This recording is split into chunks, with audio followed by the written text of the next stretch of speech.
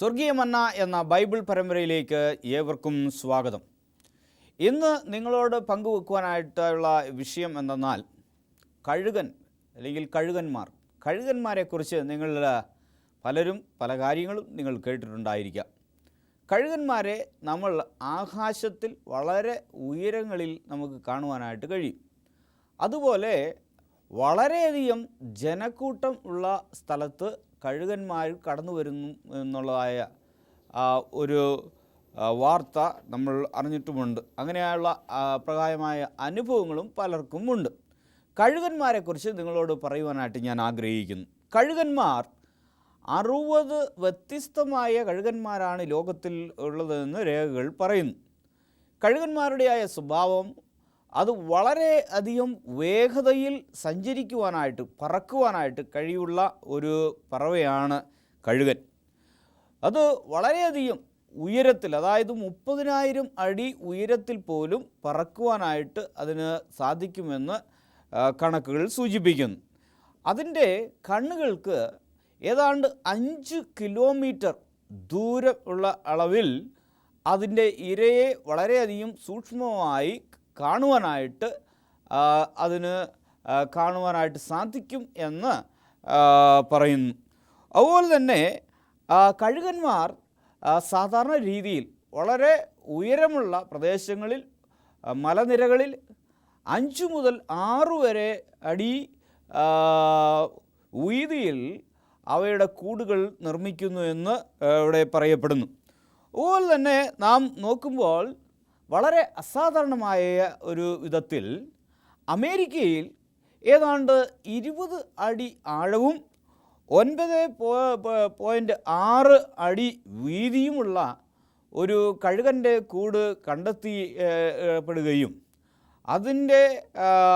അതിൽ ഉപയോഗിച്ചിരിക്കുന്ന ആ കൊമ്പുകളും ചില്ലകളും മറ്റുള്ള വസ്തുക്കളും പരിശോധിച്ച് ആകെ മൊത്തം അത് ഉപയോഗിച്ചിരിക്കുന്ന ആ കൊമ്പുകളും എല്ലാം അവർ തൂക്കി നോക്കിയപ്പോൾ ഏതാണ്ട് 2722 കിലോയോളം കൊമ്പുകളും ചില്ലകളും പല വസ്തുക്കളും ഉപയോഗിച്ച് ഈ കഴുകൻ തൻ്റെ കൂട് അത് നിർമ്മിച്ചതായിട്ട് നാം കാണുന്നു. കഴുകൻ്റെ ചിറക് വിടർത്തുമ്പോൾ ഏതാണ്ട് 7 അടി വീതി അതിന് ഉണ്ട് എന്ന് കണ്ടുപിടിക്കപ്പെട്ടിരിക്കുന്നു.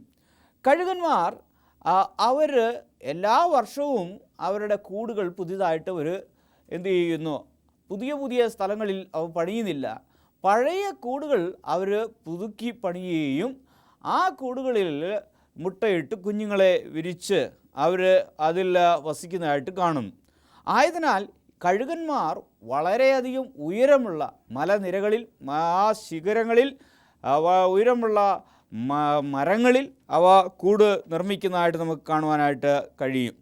കഴുകന്മാർ അവരുടെയായ കുഞ്ഞുങ്ങളെ വളർത്തുവാനായിട്ട് പെട്ടെന്ന് ആഹാരം ലഭിക്കുന്നതായ പ്രദേശങ്ങളിൽ അത് നോക്കിക്കൊണ്ടാണ് ഒന്നെങ്കിൽ ഒരു നദിയോ അല്ലെങ്കിൽ വലിയ കുളങ്ങളോ ഉള്ള പ്രദേശങ്ങൾ, അവയ്ക്ക് സമീപമായിരിക്കുന്ന പ്രദേശങ്ങളിൽ മലനിരകളിൽ കൂടുകൾ നിർമ്മിക്കുകയും ഈ കഴുകന്മാരുടെ കുഞ്ഞുങ്ങൾക്ക് മത്സ്യങ്ങൾ ധാരാളമായി കുഞ്ഞുങ്ങളായിരിക്കുമ്പോൾ നൽകി അതിനെ പെട്ടെന്ന് വളർത്തിയെടുക്കുവാനായിട്ട് അത് പരിശ്രമിക്കുകയും ചെയ്യും. അതുപോലെ കഴുകന്മാർ അവയ്ക്ക് പുതിയ ഒരു സാധാരണ മറ്റുള്ള പറവകളിൽ ഉള്ളതിനേക്കാളും വളരെയധികം ഒരു സവിശേഷത അവയ്ക്കുണ്ട്. പ്രത്യേക ഇനത്തിൽ, അതായത് 60 വ്യത്യസ്തമായ കഴുകന്മാരിൽ അതിൽ ചില ഇനങ്ങളിലുള്ള കഴുകന്മാർ ആ ദേഹത്തുള്ള തൂവലുകളെല്ലാം അത് വളർന്ന് അത് ഒരുപാട് നാളുകളായി കഴിയുമ്പോൾ, അത് പഴകിക്കഴിയുമ്പോൾ അല്ലെങ്കിൽ അത് വളർന്നു കഴിയുമ്പോൾ, പൂർണ്ണ വളർച്ച പ്രാപിക്കുമ്പോൾ അത് വീണ്ടും ആ മലനിരകളിലേക്ക് ചെന്ന് അത് വീഴുകയും പാറപ്പുറത്ത് കിടക്കുകയും അതിൻ്റെ തൂവലുകളെല്ലാം പറഞ്ഞ് ഈ കാറ്റും മഞ്ഞും മഴയുമെല്ലാം അടിച്ച്, വെയിലും അടിച്ച് അതിൻ്റെ തൂവലുകളെല്ലാം കൊഴിഞ്ഞ് അത് പുതിയതായി തൂവലുകളും അതിൻ്റെ നഖങ്ങളെല്ലാം പുതിയതായി അതിൽ ഉണ്ടായി ഒരു കഴുകനെ പോലെ അത് പുതിയ ഒരു അനുഭവത്തോടുകൂടി, ഉണർവോടുകൂടി അത് പുതിയ ജീവൻ പ്രാപിച്ച് പറന്നുയരുന്നതായ ഒരു അനുഭവം അത് കഴുകന്മാർക്ക് മാത്രമേ ഉള്ളൂ. ഇങ്ങനെ കഴുകന്മാരെക്കുറിച്ച് ഒരുപാട് കാര്യങ്ങൾ നിങ്ങളുടെ അടുത്തിൽ പങ്കുവെക്കുവാനായിട്ട് കഴിയും. ഇനിയും കഴുകന്മാരെക്കുറിച്ച് പറയുകയാണെങ്കിൽ, കഴുകന്മാർ അതിൻ്റെ കുഞ്ഞുങ്ങൾ വളർന്ന ഉടനെ ആ കുഞ്ഞുങ്ങളെ കൂട്ടിൽ നിന്ന് അതിൻ്റെ തള്ളപ്പക്ഷി, ആ തള്ളക്കഴുകൻ എന്തു ചെയ്യും? അതിനെ തള്ളി പുറത്തേക്കാക്കും. അവ പേടിച്ച് വീണ്ടും ആ കൂട്ടിലേക്ക് കയറി വരും. വീണ്ടും അതിനെ പുറത്തേക്ക് തള്ളി ഇടുകയും അതിനെ ഉയരത്തിൽ കൊണ്ടുപോയി താഴേക്ക് ഇടുന്നു. അപ്പോൾ ആ കുഞ്ഞുങ്ങൾ പറക്കുവാനായിട്ട് പരിശ്രമിക്കും. ചിലപ്പോൾ അത് പറക്കുവാനായിട്ട് സാധിക്കാതിരിക്കുമ്പോൾ അതിൻ്റെയായ അപ്പൻ അല്ലെങ്കിൽ ആൺകഴുക് അത് പറന്നു വന്ന് അതിനെ എന്തു ചെയ്യുന്നു? അതിൻ്റെ ചിറകുകളിൽ വഹിച്ച് ആ കൂട്ടിലേക്ക് എത്തിക്കുകയും ചെയ്യുന്നു. ഇങ്ങനെ ഈ പ്രക്രിയ തുടരുകയും അത് പറക്കുവാനായിട്ട് പഠിക്കുന്നതായ സമയം വരെ അതിനെ വളരെ അധികം ഇപ്രകാരം അതിനെ പ്രോത്സാഹിപ്പിച്ച് അതിനെ ഉയരങ്ങളിൽ കൊണ്ടുപോയി അതിനെ പറക്കുവാനായിട്ട് അതിനെ പരിശീലിപ്പിക്കുകയും ചെയ്യുന്നതായിട്ട് നമുക്ക് കാണുന്നു. ചിലപ്പോൾ ഈ കുഞ്ഞുങ്ങൾ അവയ്ക്ക് സ്വന്തമായി പറന്ന് ഇരകളെല്ലാം തേടുവാനായിട്ട് അല്ലെങ്കിൽ അത് അന്വേഷിക്കുവാനുള്ള മടി കൊണ്ട് അവ പിന്നെയും പിന്നെയും കൂട്ടിനകത്തിരുന്നാൽ ഈ തള്ള കഴുകൻ എന്തു ചെയ്യുമെന്ന് പറഞ്ഞാൽ അതിനകത്ത് ആ കൂടൊന്ന് ഇളക്കുകയും അതിലിരിക്കുന്ന പഞ്ഞിയും മറ്റു പുല്ലുമെല്ലാം മാറ്റിയിട്ട് ഈ കഴുകൻ കുഞ്ഞുങ്ങളുടെ ദേഹത്ത് കമ്പുകൾ കുത്തിക്കൊള്ളുന്ന രീതിയിൽ ആ കൂട് അവർ ഇളക്കി വെക്കുകയും ചെയ്യും. അങ്ങനെ ആ കുഞ്ഞുങ്ങൾ ആ കൂട്ടിൽ നിന്ന് പുറത്തേക്ക് പോയി പറന്നുയർന്ന് അത് സ്വന്തമായി അതിൻ്റെയായ കാര്യങ്ങളിൽ ഇരകളെ അന്വേഷിച്ച് ജീവിക്കുന്നതായിട്ട് ഉള്ള അനുഭവമാണ്. കഴുകനിൽ നിന്ന് ഒരുപാട് നമ്മളുടെ ഗുണപാഠങ്ങൾ നമുക്ക് പഠിക്കുവാനായിട്ട് നമുക്ക് കഴിയും. പ്രിയമുള്ളവരെ, നമുക്ക് സദൃശ്യവാക്യങ്ങൾ 30-ാം അധ്യായം 18-19 വാക്യങ്ങൾ നമുക്ക് പരിശോധിക്കാം. എന്താണ് പറയുന്നത് നമുക്ക് നോക്കാം. എനിക്ക് അതിവിസ്മയമായി തോന്നുന്നത് 3 ഉണ്ട്, എനിക്ക് അറിഞ്ഞുകൂടാത്തതും 4 ഉണ്ട് എന്ന ഒരു വാക്യം. അതിവിസ്മയമായി തോന്നുന്ന 3 ഉണ്ട്, അറിഞ്ഞുകൂടാത്തത് 4 ഉണ്ട് എന്നാണ് പറയുന്നത്. എന്നാൽ അടുത്ത വാക്യം നമ്മൾ പരിശോധിക്കുമ്പോൾ 19-ാമത്തെ വാക്യം, ആകാശത്ത് കഴുകൻ്റെ വഴിയും പാറമേൽ സർപ്പത്തിൻ്റെ വഴിയും സമുദ്രമധ്യേ കപ്പലിൻ്റെ വഴിയും കന്യകയോട് പുരുഷൻ്റെ വഴിയും തന്നെ എന്നാണ് ഇവിടെ വചനം പറയുന്നത്. ആകാശത്ത് കഴുകൻ്റെ വഴിയും ആ പാറപ്പുറത്തൂടെയുള്ള സർപ്പത്തിൻ്റെ വഴിയും കടലിലൂടെ സഞ്ചരിക്കുന്ന കപ്പലിൻ്റെ വഴിയും കന്യകയോട് ഒരു പുരുഷൻ്റെ വഴിയും തന്നെ എനിക്ക് അതിവിസ്മയമായും അറിയാത്തതുമായിരിക്കുന്നു എന്നാണ് ഇവിടെ പറയുന്നത്.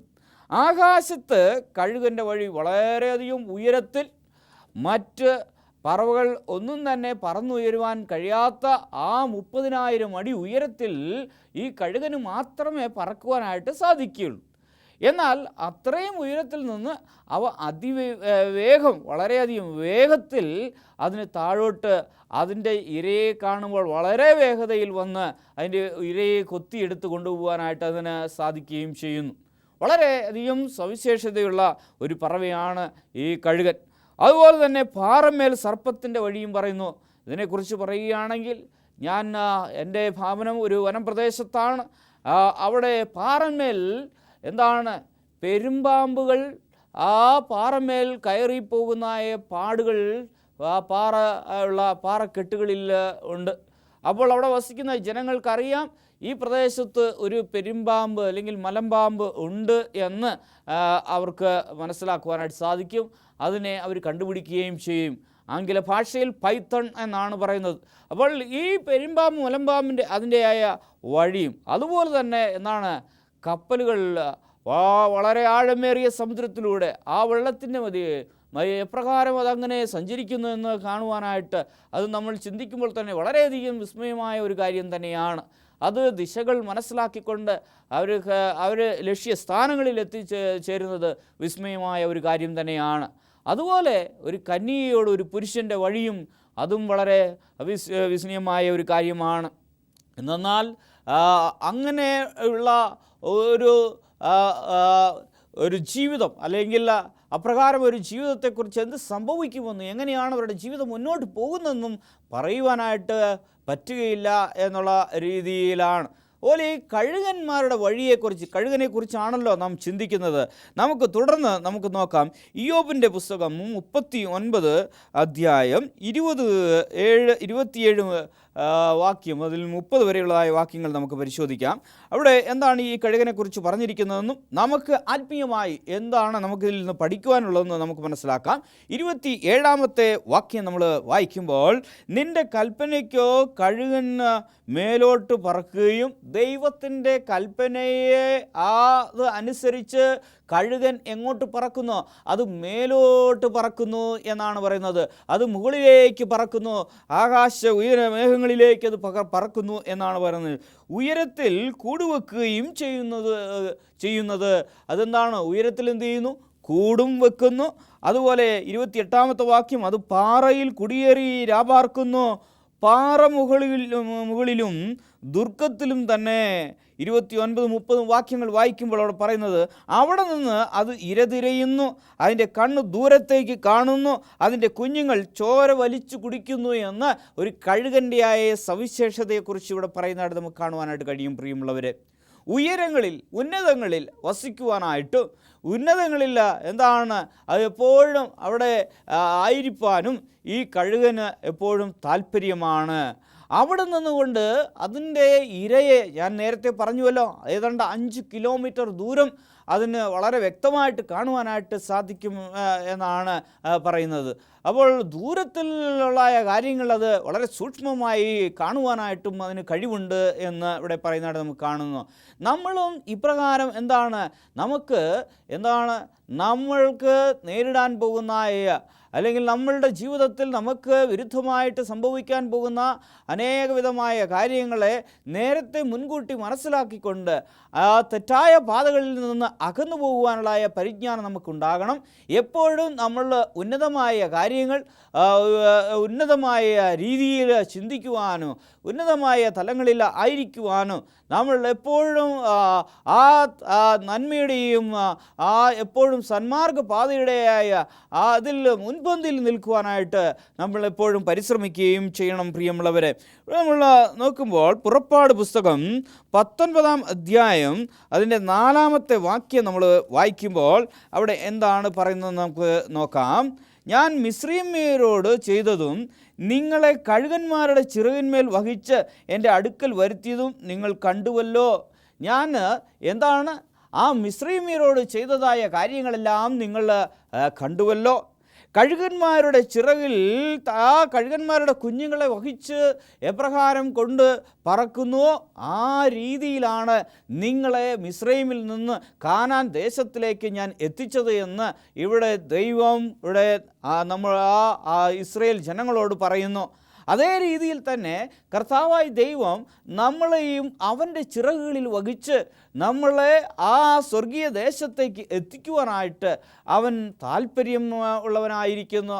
ആത്മീയ ഇസ്രായേലായി ജീവിക്കുന്ന നമ്മൾ ഓരോരുത്തരും നമ്മൾ ആ കർത്താവായ യേശു ക്രിസ്തുവിൻ്റെ ആ ചിറകുകളിൽ ഞാൻ സുരക്ഷിതനാണ്, അവൻ എന്നെ വഹിച്ചുകൊള്ളും എന്നുള്ള വിശ്വാസത്തോടുകൂടി നമ്മുടെ ക്രിസ്തീയ ജീവിതത്തിൽ ഒരു നല്ലൊരു ജൈത്രയാത്ര തുടരുവാനും നമ്മൾ അറിഞ്ഞ സത്യത്തിൽ നിലനിൽക്കുവാനും എൻ്റെ കർത്താവായ ദൈവം അവൻ്റെ ചിറകുകളിൽ എന്നെ വഹിച്ചുകൊള്ളും എന്ന ഒരു ആത്മവിശ്വാസത്തോടുകൂടി നമുക്ക് എന്തു തന്നെ നേരിട്ടാലും നമുക്ക് എന്തു തന്നെ അഭിമുഖീകരിക്കുവാനുള്ള അങ്ങനെയുള്ള അവസ്ഥകൾ ഉണ്ടായാൽ പോലും നമ്മൾ അറിഞ്ഞ സത്യത്തിൽ നിന്നും വ്യതിചലിക്കാതെ നമ്മൾ നിലനിൽക്കുവാനായിട്ട് സ്ഥിരതയുള്ളവരായിരിക്കാനായിട്ട് നമ്മൾ പരിശ്രമിക്കണം. പ്രിയമുള്ളവരെ, നമുക്ക് പുറപ്പാട് പുസ്തകം 19 അധ്യായത്തിൽ നമ്മൾ 4 വാക്യം നമ്മൾ പരിശോധിച്ചു.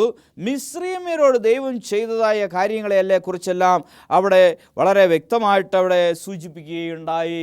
ദൈവം കഴുകന്മാർ തൻ്റെ കുഞ്ഞുങ്ങളെ വഹിക്കുന്ന പോലെ തൻ്റെ മക്കളെ അവനും വഹിക്കുവാനായിട്ട് അവൻ സന്നദ്ധനാണ്.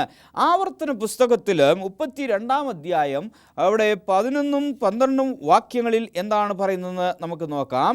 കഴുകൻ തൻ്റെ കൂട് അനക്കി കുഞ്ഞുങ്ങൾക്ക് മീതെ പറക്കും പോലെ താൻ ചിറകു വിരിച്ച് അവൻ എടുത്ത് തൻ്റെ ചിറകിന്മേൽ അവനെ വഹിച്ച് യഹോവ തനിയെ അവനെ നടത്തി, അവനോടുകൂടെ അന്യദൈവം ഉണ്ടായിരുന്നില്ല എന്ന് ഇവിടെ വചനം ഇവിടെ പറയുന്നു.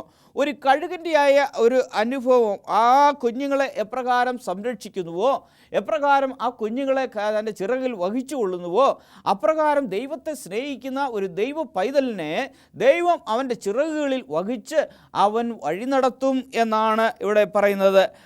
അവിടെ എന്താണ്, അവനോടുകൂടെ ആയിരിക്കും എന്ന് ഇവിടെ ദൈവം പറയുന്നു. അവനെ നടത്തി അവനോടുകൂടെ ആയിരിക്കും. അന്യ ദൈവം ഉണ്ടായിരുന്നില്ല എന്ന് നാം കാണുന്നു. വേറെ ദൈവങ്ങളല്ല അവനെ വഴി നടത്തിയത്, എന്നാൽ ആ സത്യ ദൈവമായ നമ്മളെ സൃഷ്ടിച്ച, നമ്മളെ മെനഞ്ഞ ആ കർത്താവായ ദൈവം അവൻ തന്നെയാണ് നമ്മളെ വഴി നടത്തിയത് എന്ന് ഇവിടെ തിരുവചനത്തിലൂടെ ദൈവം പഠിപ്പിക്കുന്നു.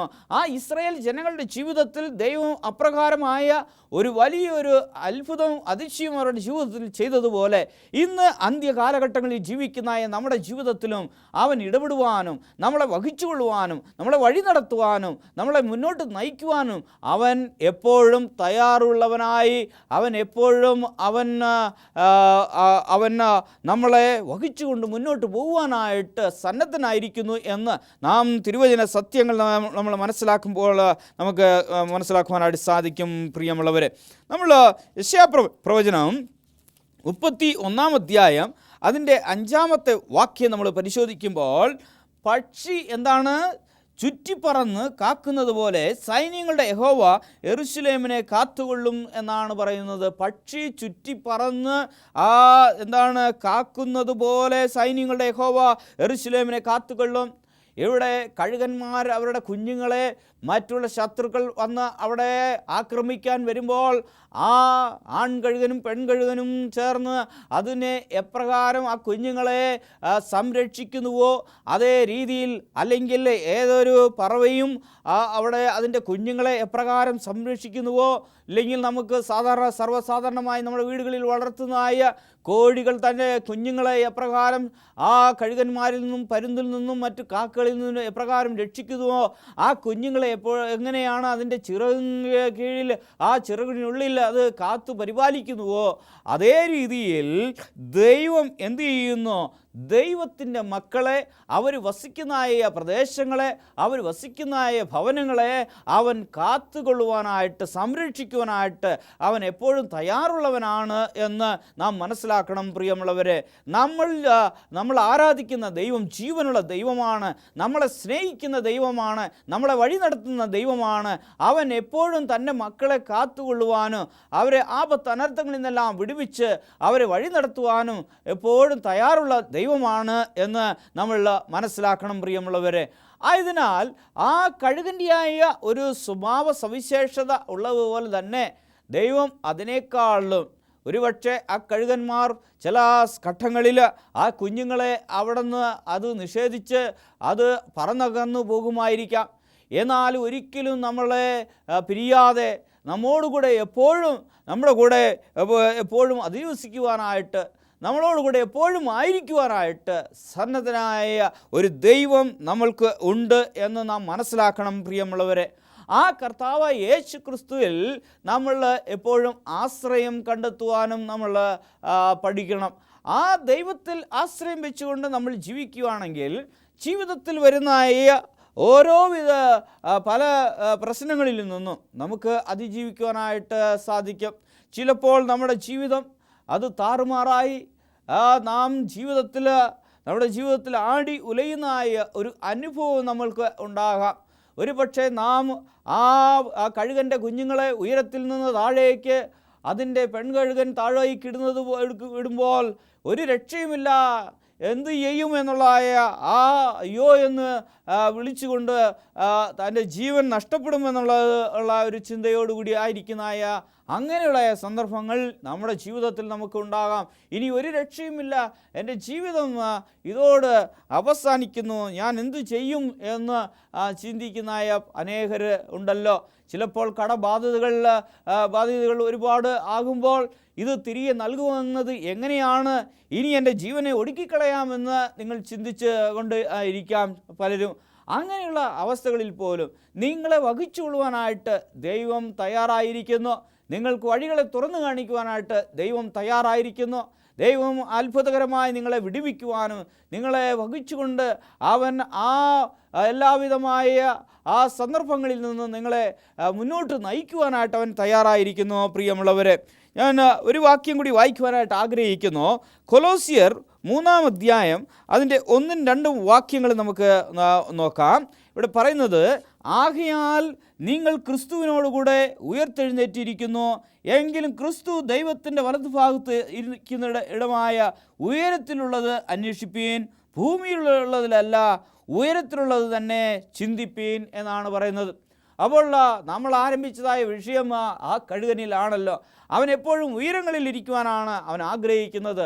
ക്രിസ്തീയ ഒരു പൈതലായി ദൈവദാസനായി ജീവിക്കുന്നതായ നാം ഓരോരുത്തരും നമ്മൾ ഭൂമിയിലുള്ള കാര്യങ്ങളിൽ നാം ശ്രദ്ധ വെക്കാതെ, ലൗകികമായ കാര്യങ്ങളിൽ നാം ശ്രദ്ധ വെക്കാതെ, നശിച്ചു പോകുന്ന കാര്യങ്ങളിൽ നാം ശ്രദ്ധ വെക്കാതെ, ഉയരങ്ങളിലുള്ള കാര്യങ്ങളിൽ നമ്മുടെ ശ്രദ്ധ പതിപ്പിച്ചുകൊണ്ട് ആ ഉന്നതങ്ങളിലിരിക്കുന്ന കാര്യങ്ങളെക്കുറിച്ച് നമ്മൾ എപ്പോഴും ധ്യാനിച്ചുകൊണ്ട്, ഉയരങ്ങളിലുള്ള കാര്യങ്ങളെക്കുറിച്ച് നമ്മളെപ്പോഴും മനസ്സിൽ നാം ചിന്തിച്ചുകൊണ്ട്, നാം എപ്പോഴും നാം ഭൂമിയിലുള്ളതല്ല, എന്നാൽ ഇവിടെ പറയുന്നതെന്നാൽ, ആകയാൽ നിങ്ങൾ ക്രിസ്തുവിനോടുകൂടെ ഉയർത്തെഴുന്നേറ്റിരിക്കുന്നു എങ്കിൽ ക്രിസ്തു ദൈവത്തിൻ്റെ വലത്തുഭാഗത്തിരിക്കുന്നിടമായ എന്താണ് ഇവിടെ പറയുന്നത്? ഉയരത്തിലുള്ളത് അന്വേഷിപ്പീൻ.